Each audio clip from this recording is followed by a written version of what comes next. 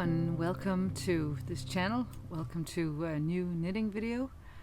This is episode 9 and I've dared to sit out in the garden again simply because I know it's now or never. In a few weeks probably autumn will arrive in Denmark. In fact, it arrived early in July for about a month, so I haven't been outside much since actually my last video because there's been torrential rains and then wind.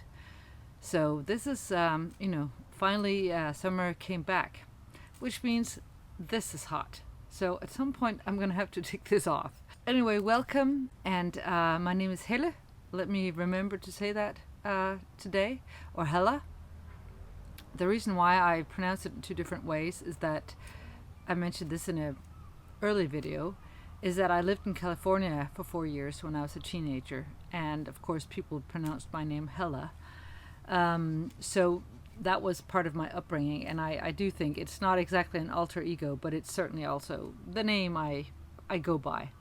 Thank you to both new and returning viewers. I appreciate so much that you're here. And today what I'm going to get into is what I'm wearing, which is one of my finished objects. I have 2 more finished objects hidden in this basket, and I have 1 work in progress. So it's kind of the opposite of last time, where I had 3 works in progress and 1 finished object. So I will go through them, and then I will talk just a little bit about my life as it relates to knitting, because a little bit of self-nurture has been necessary for me these days. And also I will talk at the end about the knit-along, the Nordic Knitland, for those of you who are interested. And I'll see if I can remember to talk about what brings me joy, which I forgot last time. I can plan, but there are still things that I forget. And also I will have a little quote to share with you today before I get into the projects. I want to also thank you for the many wonderful and uplifting comments many of you shared last time when I talked about how you handle criticism and or any comment, because a lot of comments aren't necessarily critical comments, but they're still judgments, so you still feel evaluated or sort of assessed, and that can be a little difficult sometimes. But you came up with so many good things. I just really enjoyed it, so I sort of screenshotted many lovely comments, so thank you so much for that. I also want to thank you for showing up at all, for allowing me to do this. I hit a kind of milestone, I guess you could call it, with 15,000 subscribers a few weeks ago, something I never would have thought would happen. I don't really know how it happened, because it seems kind of coincidental that I fell into this, but there you are. Sometimes that's what happens with life plans. You plan a lot of things with your sort of willpower, and then often many of the more momentous things happen as if of their own accord, as if you're meant to go that way somehow. I don't know. So here we are, probably the last summer video, and I'm squinting a little bit because I can see the sun behind the clouds. I'm tempted to put on sunglasses, but that would not be a good idea, I think. But let me share a quote before I get into talking about my first finished object. I'm going to have to take my notes here. I hope that's all right. I have 2 quotes today by 2 very different authors. One is Rainer Maria Rilke, who was a German poet, and it's a tiny sentence. It's an extract from a mystical poem called The First Elegy. And he said, "Beauty is nothing but the beginning of terror." And I think the paradoxical duality of that is just so interesting. It reminds me a little bit of my work in progress, to be honest. I hadn't even thought of that. But it's kind of like, it's difficult to know exactly what he means by this, because he was in some ways a mystical poet, or the poem is a mystical poem. What I take it to mean is that there's duality in everything, and yet at the same time it's all one. That's the thing. It's kind of like there's no light without dark, there's no life without death, that sort of thing. And you can seek solace in one when you fear the other, but really the whole exercise in life is to try to reconcile yourself to the fact that they both exist. You can't always go blindly searching for beauty. There's a little bit of terror in it as well. And there's, I just think that's beautiful, but also true and a little bit difficult to grasp. One of the things that he often pointed out is that lament and joy are two sides of the same coin, if you will. And I think that's something I'm certainly coming to realize more and more in this attempt to balance things in life and to accept both.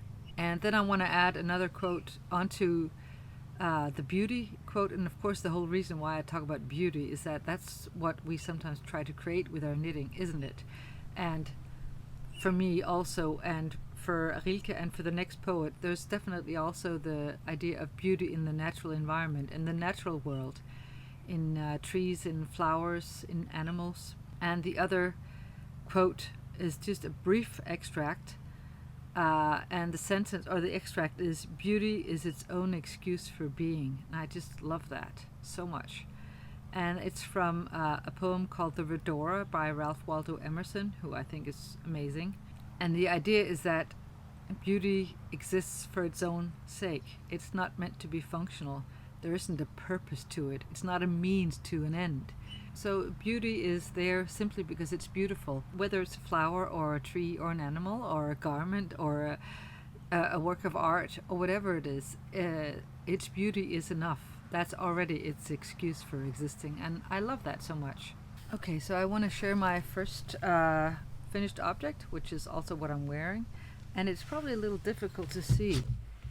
I will of course insert a clip of where I'm wearing it, but you can perhaps see the striped effect. And it's the Sukmoon sweater by Aegyo Knit, which you've seen me knit on before, and I was almost finished with it last time, I think, I recall. Sukmoon sweater is knitted top down, and it has a chest measurement that begins at 104 centimeters for the smallest size, up to 130 centimeters for the largest size. I mean, again, this is what my notes look like. All crumpled up and a million little doodles and, check 1, 2, 3, blah, blah, blah. So this was, I would say, a relatively easy knit. So if you're a beginner, I would think that you could knit this. The only thing you got to be careful of is remembering to count your stripes, because there's the striped effect comes from holding these two yarns together, as I talked about last time. Wild and Soft and Kitsita by Gepardgarn, this beautiful black color. And so every now and then you just hold this on its own, which creates this striped effect, at least when you're wearing something light underneath. And the two yarns create a really lovely drapey effect, I think. It's knitted on a 4.5 millimeter needle, which is a US 7. So it's in between the sort of bigger needles and the small needles, and I think 4.5 and 5 are around where I have my sweet spot. I quite like those. They don't hurt my hands, and it's not too slow. There's quite a bit of positive ease. It's a slouchy kind of oversized garment, but because of the yarn it drapes really well, so it's not boxy or big in any way. And I knitted the second size, I think, which means the measurement across my chest here is about 108 centimeters. I think, yeah, which gives me about 7 or 18 centimeters of positive ease. And I believe it goes up to 130 centimeters, but it would be relatively easy to continue the raglan and make it slightly bigger if you wanted to do that, or maybe even go up half a needle size. The gauge is 18 stitches per 10 centimeters or 4 inches. And because I knitted it in black, it was a little tricky, as I mentioned last time. Oh, by the way, there's a twisted rib. I always love a twisted rib. Let me just show you. You can see here. And of course, ideally, it should be only twisted knit stitches, which is here, because the twisted purl stitches are only necessary when you have to see it from the other side, like for a turtleneck maybe. Like I said, it was a little tricky sometimes to see the yarn, especially when I knitted at night, and especially because I had dark knitting needles. And somebody actually wrote a comment to suggest that you could have a white piece of fabric in your lap to at least so you can see at least through it and hold the needle up in front of it, and that's a good tip. I sometimes wore something dark, which meant it was even more difficult to see, so that's definitely a good tip. When you knit in black yarn, and sometimes in other yarns, when you make short rows, there's short rows at the bottom here to make it slightly longer at the back of the garment at the bottom. And one person suggested, which is something I often do as well, to put little stitch markers where you have your German short row stitches, just to make sure that you don't knit them as 2 stitches when you go back to resolve the stitches. And that might be especially a good idea when it's a really dark yarn. And of course it's a little tricky sometimes, because here you knit with 2 strands. Sometimes it can be difficult to get your needle tip under both strands, and that may be especially difficult when it's black yarn, so you have to be mindful of that. Every now and then I could see sort of, oh, there I forgot one, but it wasn't a big problem, to be honest. When I was done knitting it, and maybe you, I don't know if you noticed that last time, but it was definitely more boxy and a little more sort of puffy, basically just a little smaller when I was done knitting it. And when I put it on, I was like, it's not quite the fit I'm going for. It was a little too sort of, you know, when you have a sweatshirt and it's stiff sweatshirt material, it doesn't drape. But after washing and blocking, that changed completely. I will actually insert a little clip of me blocking it here, because somebody asked me how I do that. And this yarn and this fabric, of course all yarns behave differently when you wash them, but most of them can, you know, it's a different garment sometimes. And this one came out really drapey and nice. I think I put mine in the washing machine and gave it a spin of about 7 minutes.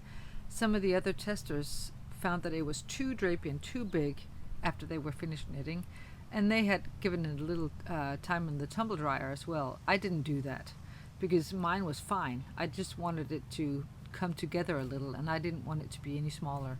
So it depends on how you want the fit, or how tightly and loosely you knit. I just also in that connection want to show you the blocking mats that I have, because some people have asked. Okay, so they're really simple, like these foamy like they look like children's playing mats, you know, so it's like a puzzle. You could just put them all on the floor, and they were quite cheap as well. And then I have these little pins that I ordered from the same place, and I don't have the very broad ones, but there are many in this one, so sometimes I just put them really closely together, and they're very useful. I can't live without them now. And one thing I did do when it came to blocking this garment is that my neckline is probably a little wider than some of the other people's necklines, and the reason is that I blocked it quite aggressively when it was wet, which you might be able to tell in the little clip, because I don't want the kitsita right on my skin. So you can see you can almost see the shirt I have underneath, because I can't have it next to my skin. It's fine if it's just a tiny bit, you know, and I don't actually want the shirt to be visible, but not you know, I don't want it tight. That's just no-go when it comes to kitsita for me, and a lot of wools.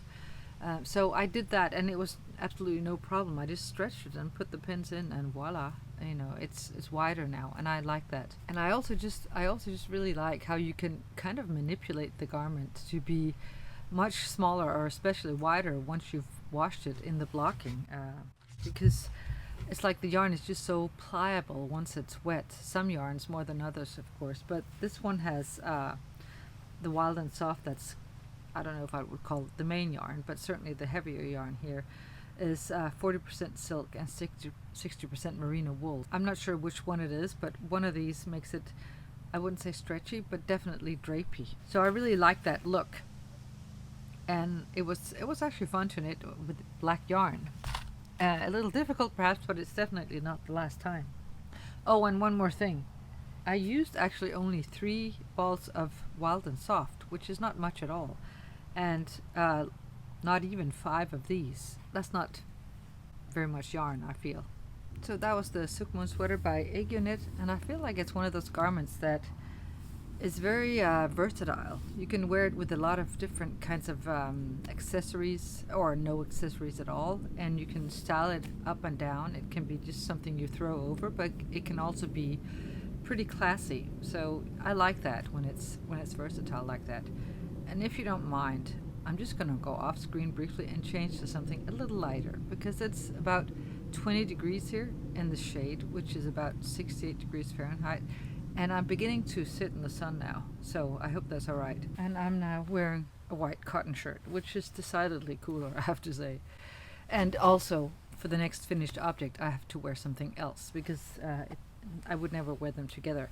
But just to wrap this up, I knitted this after I knitted the very delicate couture top with lace here and in a light blue silk yarn. And then suddenly knitting black was nice. You know, it's nice to sort of be able to, ooh, now I want to try something different.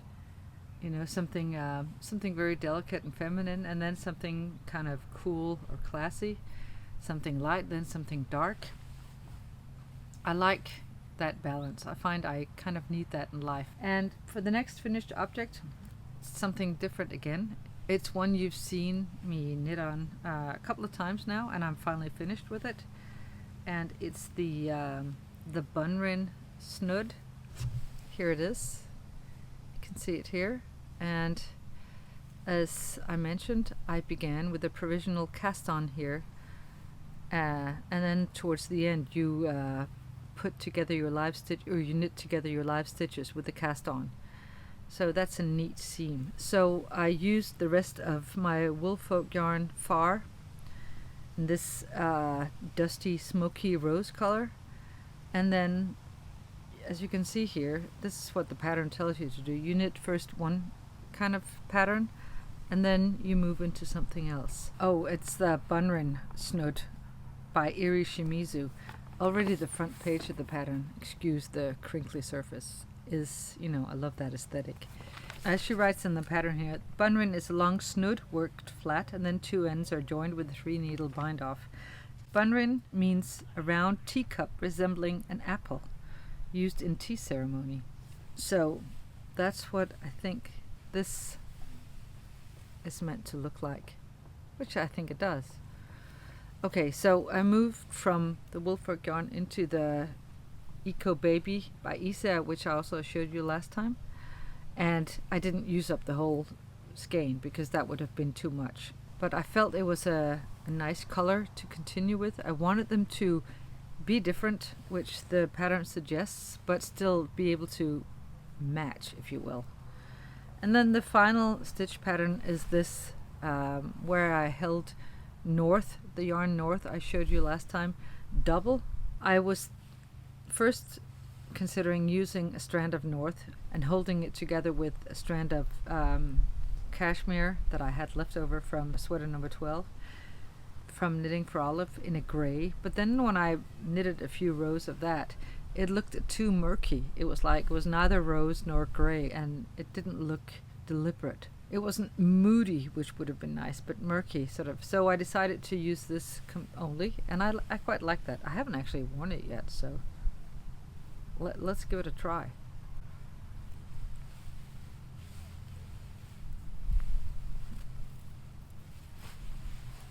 I probably wouldn't wear it with a shirt like this, and I'm gonna have to style it a little more deliberately.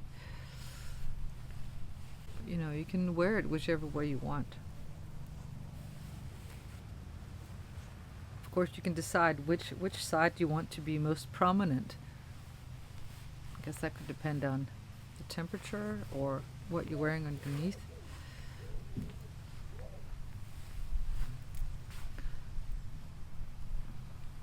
I think it's kind of cute.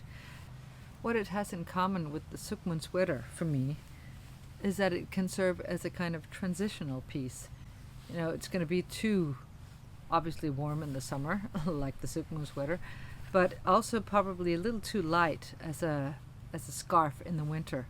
And the Sukmun sweater, I don't know, it's actually really warm, but if it's very cold, it's maybe not something I would wear in the winter here. So it's something I would wear in the spring and in the autumn, and I find I actually need more garments like that I can use when it's kind of transitional, not too cold, not too hot. Somebody suggested that I talked about the difference between a snood and a cowl last time, according to what I've seen, and someone suggested it's the other way around. Well, I have no idea. I suspect it could be regional differences, because I know that Anne Wenzel uses the word cowl in the very sort of more tight-fitting neck warmer that I've made of hers, and Iri Shimizu uses the word snood here. But I acknowledge that probably the term means different things in different languages or in different regions.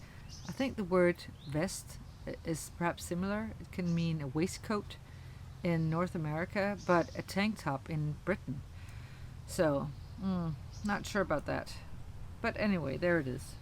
And I'm gonna take this off again. Really no need for a scarf just now. It was just kind of a nice little project to be working on in between other projects, which reminds me a little of the self-nurture I talked about.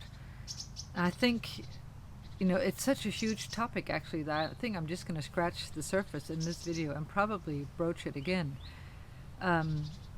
It's the whole idea of sitting down with yourself, by yourself, with a little project that you're working on, a big or small project. And if it's not a test knit, you have no deadline. You have no sort of necessarily any external evaluation of it. You're doing it for you. One of the reasons why I need a little bit of extra self-nurturing just now is nothing too major, but is that my youngest daughter has just started at a school in Jutland, which is not where I live anymore.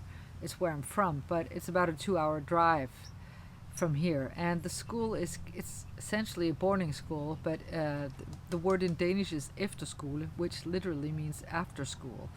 And she finished the 9th grade this June, so it's something that's become popular in Denmark over the past 10 years, where it's like the young people take a kind of sabbatical from regular school, if you will. So it's still a 10th grade class that she'll be, or 10th grade year that she'll be doing, but it's at another school with different kinds of students, and she's chosen the skating line, as in skateboards. So she's going to be doing quite a lot of that, which means the house has become a little bit empty, I have to say. I was expecting to have more time on my hands, but at the very same time almost, I got a few more work commitments in the shape of some yoga classes, so I'm very grateful for that.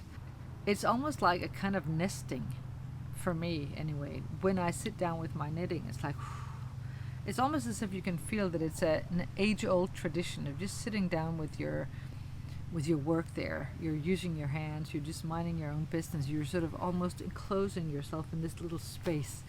I quite like that. Somebody started mowing their lawn. I hope that's alright, and I hope you can still hear me. This is what happens when you sit outside. I know that the sound is better inside, but I will be going inside very soon anyway, and for 6 months that's where you'll see me when it comes to knitting videos. So I felt I wanted to go outside now that I had the chance.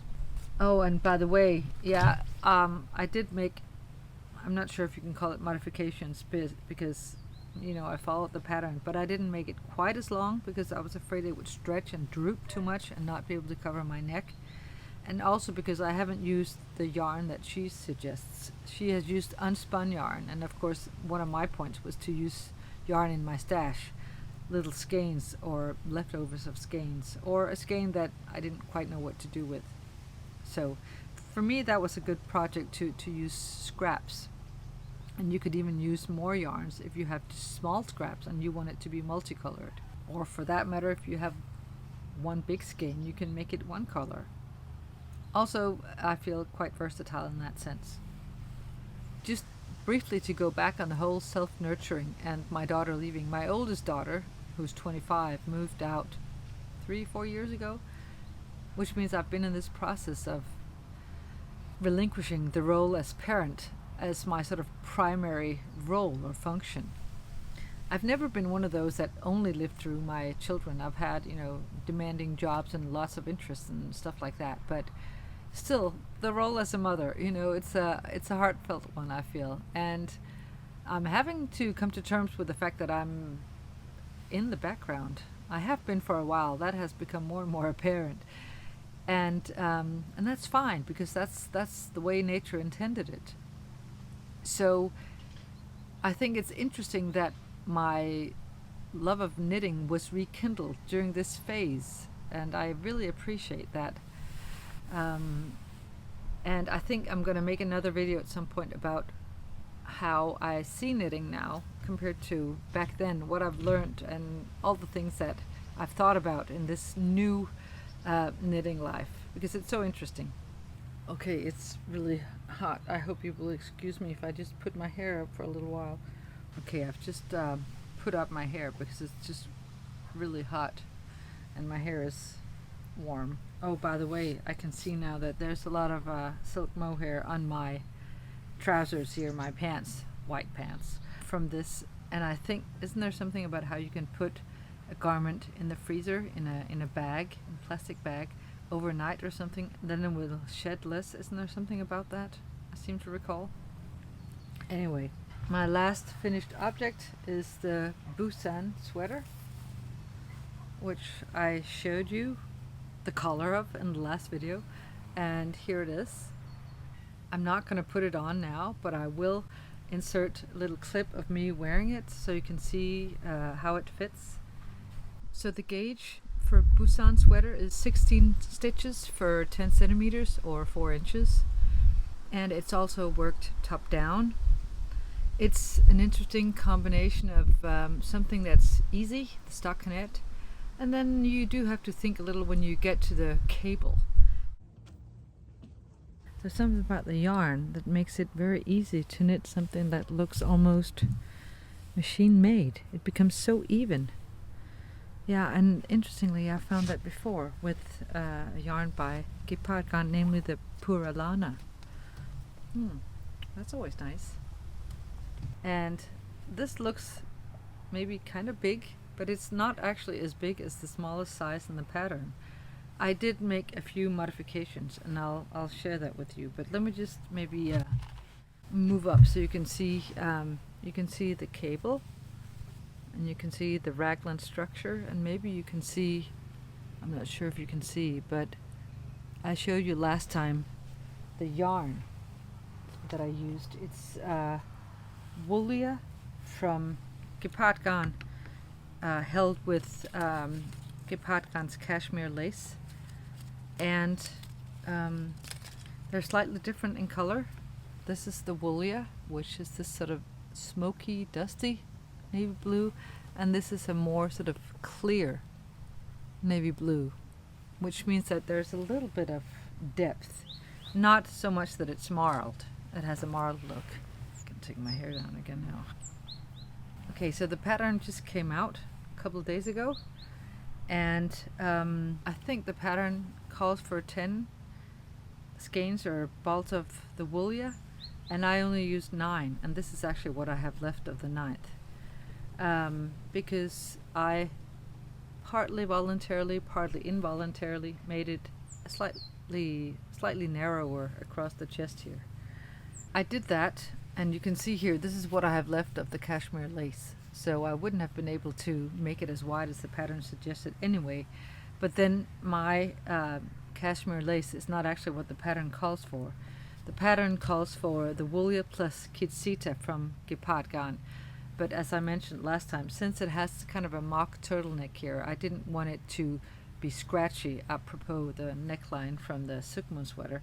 So I knew I would have to go for something else. And Caroline suggested, from Megan, it suggested 3 skeins of the cashmere lace.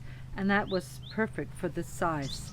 What you might want to know if you are interested in knitting this, or in general, you might be able to use it for other projects, is that I usually wear a size small, sort of if I, wear something that's close fitting. If I want something very oversized, I might go up to a medium. I don't ever wear extra small, so I'm pretty sort of consistently somebody who wears small. So I have to take care when it's already quite oversized, and Knit's designs are oversized, which I love. But I saw an initial photo from one of the testers where she wore hers, and I think she does knit more loosely than I do, but it seemed voluminous, here rather than oversized, if you will. And I think it partly has to do with maybe the yarn, because the yarn doesn't create as drapey a fabric as, for instance, the Wild and Soft, although it does drape more when you wash and block it. But also the sleeves are relatively voluminous, and that looks cool. But it's kind of like when I made a slight modification on the Bowie sweater. 2 centimeters makes all the difference for me. And I had knitted down to here when I saw her photo, and she'd knitted the smallest size, which I was knitting as well. And I saw it on her, and I went and measured mine. And I think the smallest size was 120 centimeters. It's now been downsized just a tiny bit to 117. And when I measured mine, which was strange, but I was almost up to 130 centimeters. And I thought maybe that's what she's done as well. Or at any rate, if hers was 120, it just underlined even more that 130, which would be the next size up, would be way too big for me. So I ripped back up until where you separate for sleeves. The strange thing was I'd already done a gauge swatch, but I hadn't done a very thorough gauge swatch, to be honest. I'd done a smallish gauge swatch. I hadn't washed it, and I hadn't knitted the whole big thing. So I assumed, okay, yeah, I'm a little tight in that gauge swatch, so I went up half a needle size. So I've knitted this on a 5.5 millimeter needle, which is a US 9, I believe. So it's also a relatively quick knit. But anyway, so I stopped. I think I stopped. There was supposed to be one more raglan increase, and I stopped before that, so I just stopped once before. And then when I was supposed to cast on more stitches under the sleeves to create more fabric here, where there would also be like a seam. I was supposed to create this much or these many stitches, and I only made this many. So instead of casting on 12 new stitches, I cast on only 6, which meant I had to do a bit of fudging with this pearl stitch that goes down the sleeve. But to me it looks fine, and it's not really something that I was very fussy about. And of course, since I cast on fewer stitches under the arm, I also had fewer stitches for the sleeves, because the sleeves would consist of stitches that I picked up in those new stitches. So I think I ended up having, maybe 8 or so fewer stitches for the sleeves as well, 6 or 8 fewer stitches. So it doesn't sound dramatic, but when you're up on a needle size 5.5 and you can see the stitches are relatively big, it made a difference. And to me, this is perfect. This fits exactly the way I want it to. And if I at some point think maybe I want it a little more oversized, I can always wash and block it again. But I like it like this a lot. You can see here again, the back is a little longer. There are short rows for the fit here. There are also some short rows under the sleeves to create the good fit. And I forget if there are short rows along the back. No, I don't think so. I think the short rows were only at the bottom. I was quite happy that I'd made those adjustments, because when I was getting closer to the bottom here and I changed into the third skein of my cashmere lace, I could see that I would be playing yarn chicken if I didn't watch out. So I would never have been able to make the original small size with 120 centimeters across, or 117 with just the 3 skeins of cashmere lace. And those were what I had. And also I was knitting this in Sweden. I didn't want to run out of yarn when I was in Sweden. So what I did was, I think I knitted part of this ribbing down here, and then I put those stitches on hold, and then I knitted one sleeve. And when I was done with this down here, I likewise put it on hold. And I did that to see if I had to make any adjustments, what I could do was simply knit the ribbing without the cashmere lace. That would make no big difference. At least they would be symmetrical and look deliberate. But as it turned out, the only thing I did was actually, because I hadn't quite finished the sleeves, I only bound off not using the cashmere lace, and it's used for the rest. So I wasn't too worried at that point. So it worked out fine. And I really enjoy this deep blue color. It's sort of deep blue, but at the same time a little sort of midnight dusty kind of. I really like that. One thing I also did was I made the ribbing on the body maybe 1 centimeter or 2 centimeters longer. It's supposed to be 4 to 5 centimeters. I made it 6 because I kind of wanted it to be a little closer to both the neck and the sleeves. And I like a long ribbing at the bottom. So yeah, that's the Busan sweater. And as I mentioned, the pattern has just come out in Danish and English and will soon be available in other languages. Okay, so now what I have left is, well, for one thing, my work in progress, and this is the last time I'm going to show it until it's finished, just so you know, because otherwise it's going to be too annoying, more annoying. It's the snow crocus, but hurrah! I finally managed to figure out what the problem was last time, and it was exactly like somebody wrote that you were supposed to ignore the yarn and add on new yarn. It looked as if you were supposed to continue, but you were not. So it's one of those patterns that sometimes there's so much extra information, and every now and then there's too little information, for me at any rate. So you really have to know, what does she mean here? Part of that is frustrating, but part of it is almost interesting. You know, I feel like sometimes I'm a detective that has to work things out. I'm back on track, and yet what happened was I had accidentally, this is what I sometimes do if I'm in doubt, I put a little light bulb stitch marker on the front so that I know it's on the front. And what had happened was that I put it on the back thinking that it was the front, and then I couldn't figure things out. So what I did was I unraveled all the way back up to here. Oh my gosh. At first it was painful. I walked around it for a day or so thinking, am I really going to do that? But it was actually, it ended up being a good thing, because when I then started knitting again, I knew what was going on. And it's like, you know, you're obviously better equipped at knitting a garment or anything once you've already done it. So I knew exactly what was going on, and it was relatively fast to knit again. And I knew then that I was on the right track, which was also, it was to give me peace of mind. I might have been able to work out that I'd put it on differently, but honestly, I hadn't thought about it. And now, as you can see here, I was on the sleeve, or had begun the sleeve, because that's what you do here. Now you finish the sleeves before you carry on the rest of the body. However, I'm gonna have to unravel again. This bit, it's only about 2 hours, maybe yesterday evening. Even though I'm knitting the size M2, which is like the 5th size, there are 12 in all, the sleeve is way too tight. I mean, it fits, but it's a fitted sleeve, and I don't want a fitted sleeve on this. I want the kind of balloony sleeves. And I've seen other people knit the sleeves where they're relatively tight, and then there's no balloon effect when you then have this tight cuff here. And I want the balloon effect.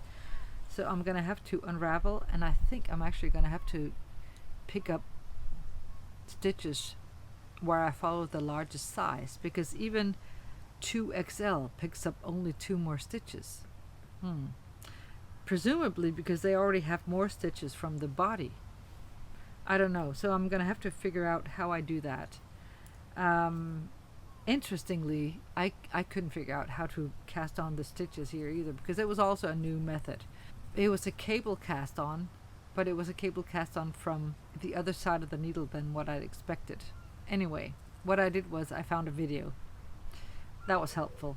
And the first 3 videos I watched, they didn't help at all, because they were on new needles with new yarns. There was no previous work there, so I'm like, yes, but that's not what I want. I want where you're already working on a sweater. Then finally I found something where somebody was casting on, using a cable cast on, but they were using the English style, so I couldn't quite see what they were doing. Finally I found one where they were in a piece of knitting already using the continental style. So okay, so it worked. So now I just have to go back here and pick up more stitches. Not quite sure how many, but let's see.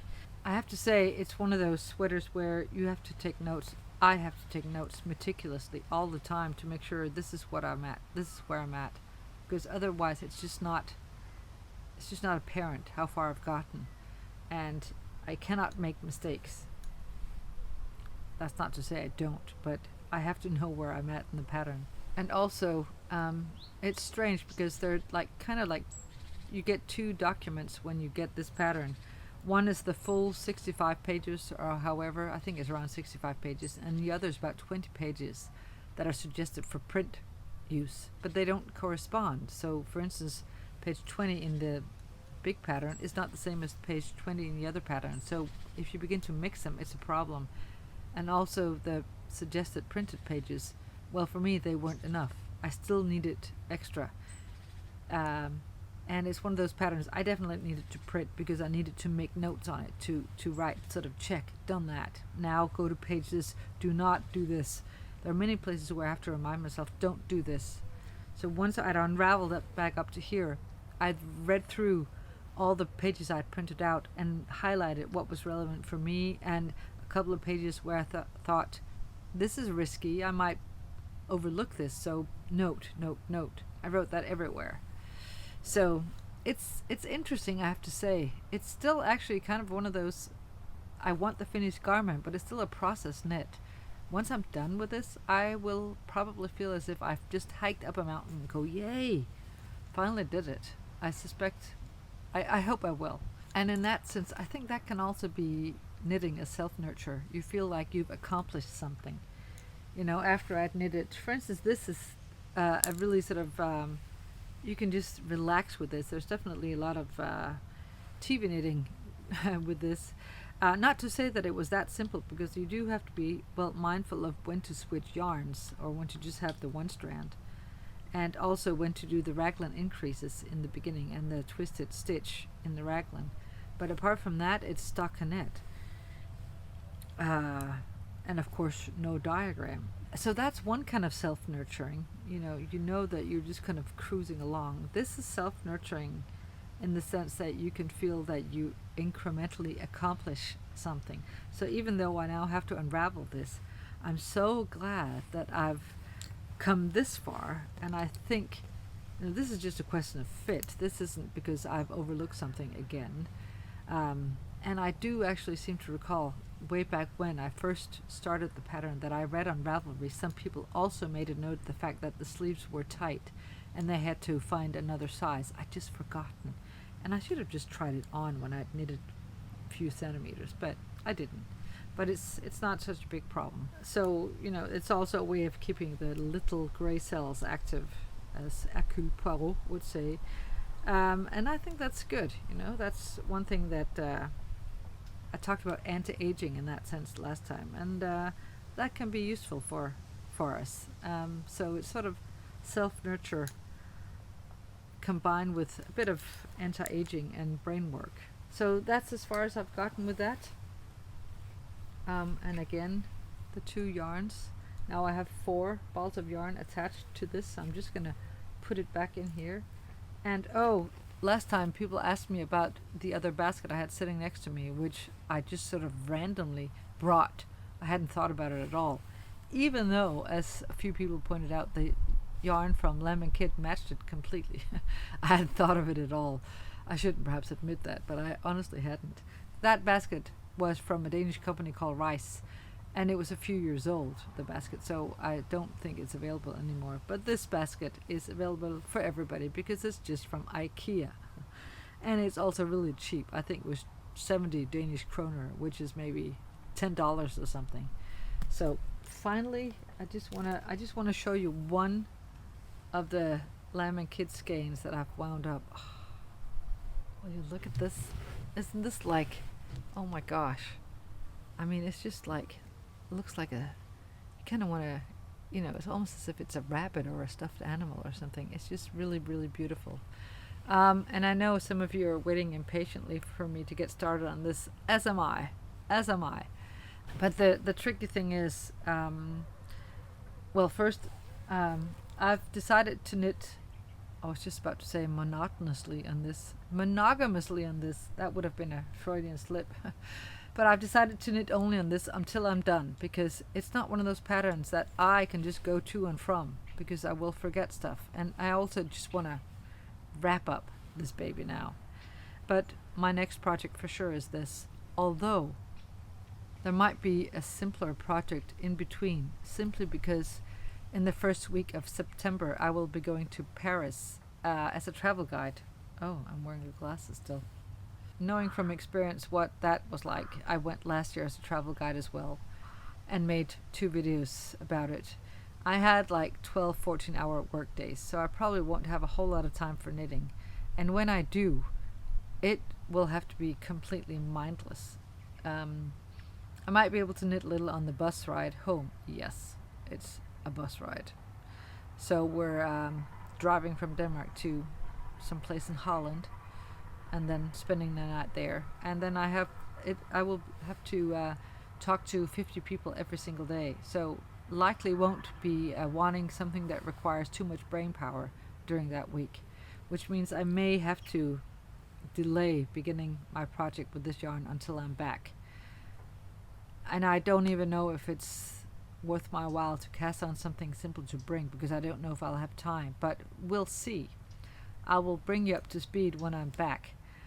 So I probably won't be able to send another knitting video until maybe mid-September.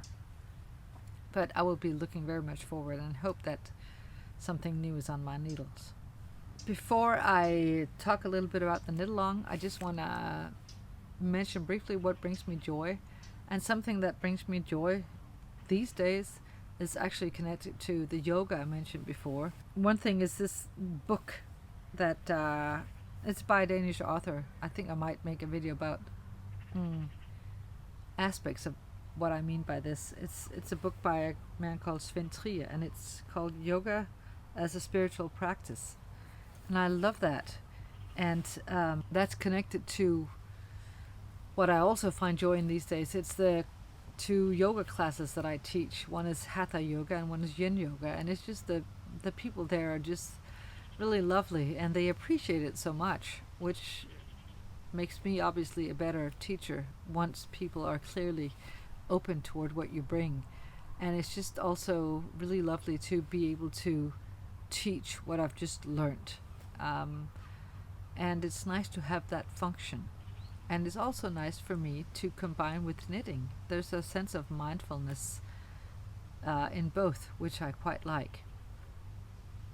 And I'm learning a lot from considering yoga as a spiritual practice, where I've practiced yoga for over 20 years, and it's only in the last year or 2 that I've really thought of it as a spiritual practice. So I might keep you posted on that. It's just it fills me with something that's fulfilling, and I suspect something I can take with me to my grave, which is nice. Finally, something about the knit-along. And I want to thank you so much for sharing all these Nordic designers that you put in the comments. Some of them were like, oh yeah, of course, I forgot. For instance, Kuncewicz from Finland, I'd completely forgotten her. Because, I just couldn't remember everybody. I'd put mostly Danish designers, and already the minute I posted, there were some obvious Danish designers I'd forgotten as well. And what I also realized, I mentioned in the last video that I would add on to the list. Well, I can't do that because there's only so many characters I can put in the show notes or in the description box. So I will have to add the designers that you've suggested in the description box for this video, which I will promptly do, so that you can look to that as a resource as well. And I might also see if I can put them as a resource maybe on Ravelry. I'm not sure. It was already major for me to find out how to create the group. I was like, whoa, I created a group on Ravelry, and I'm so excited to see some of you have found it and that you've shared what you're planning on knitting. And you don't have to worry if you haven't found anything yet. As I've mentioned before, the knit-along runs until the end of the year, and it's basically to hold each other's hands, if you will, to inspire each other to try out something maybe that you haven't tried before, something Nordic. And you might also ask yourself, what do I like about the Nordic knits? Is it the aesthetic? Maybe it's the Norwegian patterns with lots of sort of color work up in the yokes. Maybe it's the more simplistic knits that some of the Danish designers make. Or maybe it's some of the amazing designs that Line magazine have sometimes shown from Finnish designers. It could be anything that you think is interesting, maybe a little new for you, but that of course you would like to knit and have in your wardrobe. And there's a hashtag on Instagram, and there's the group on Ravelry. And of course, towards the end, when you're all done, what you do is you share on Instagram using the hashtag, and you share on Ravelry, and of course, you also post that in the notes for the video, the very last video, when it's over. And I will mention that when we get there. Don't worry.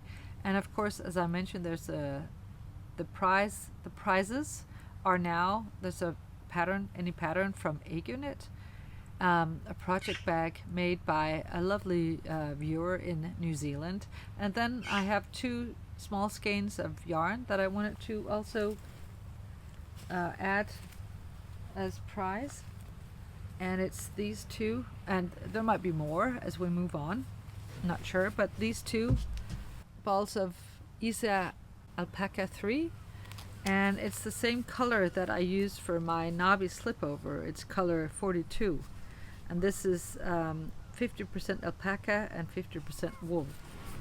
It's really soft, and I personally love this sort of slate blue color here. And I guess you could knit mittens or a hat or maybe a cowl or something with this. I hope you will be able to use it for something. So that's in there as well. And when I get to that, I will have to find out some random way of choosing somebody from the comments. But that's in a while yet. So I hope maybe more of you would be curious about this and maybe interested in joining us. And it's simply to gain inspiration, connect with others, and to maybe try something Nordic that you haven't tried before.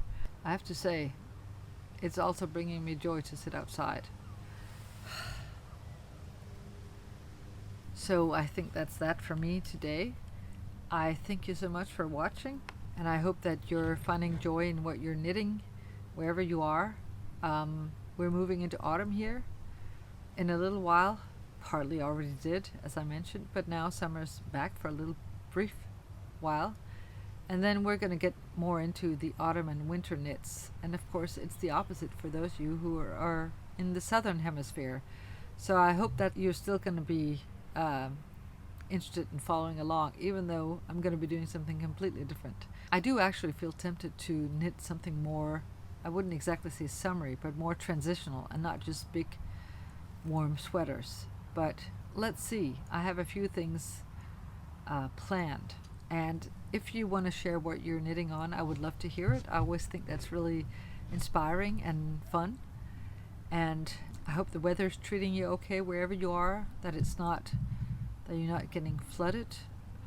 My heart went out to the people in Norway who suffered all these floods, and then you had people in Hawaii with fires ravaging towns, and it's just, there's been so much extreme weather this year that I hope the powers that be are soon gonna decide something that will help our planet.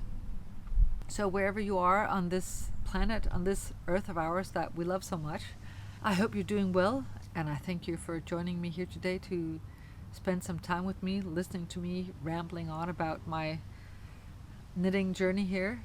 And I hope you're able to use your knits as self-nurture, and that you can find things that nurture you. It's different for everyone. So I hope that you will treat yourself to things that nurture your soul and your heart and your mind and your sense of beauty, perhaps. So thank you so much. I was about to say namaste, but thank you so much, and I will hopefully see you here next time.